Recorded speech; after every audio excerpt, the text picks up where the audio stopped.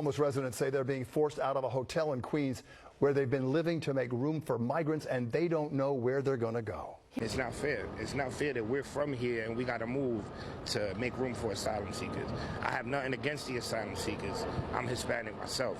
But at the end of the day, it's not fair. Men have to go to make room for asylum seekers who came across the southern border and were bused to New York.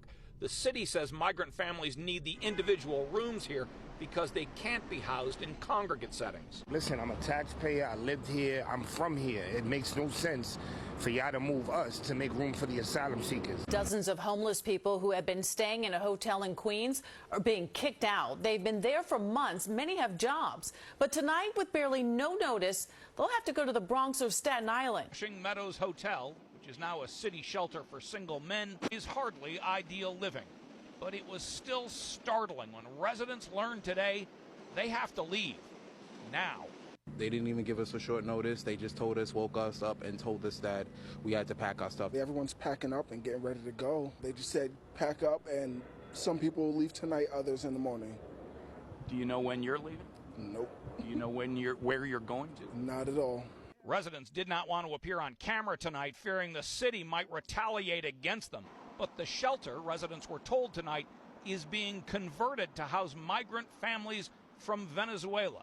The New York residents who have lived in the shelter for months, many of whom have jobs and families nearby, will have to go. Everyone's just concerned, and it's just a little, my anxiety is like a little high right now. It's a lot going on, and I'm not really sure where it'll end. The crisis here is a result of the massive influx of immigrants in recent months, a crisis that has sent the mayor of New York to Mexico looking for solutions and help.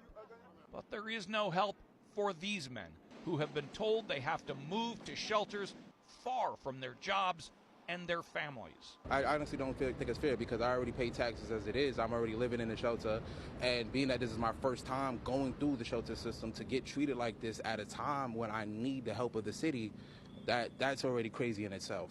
It's another obstacle that shouldn't really be there, but it is.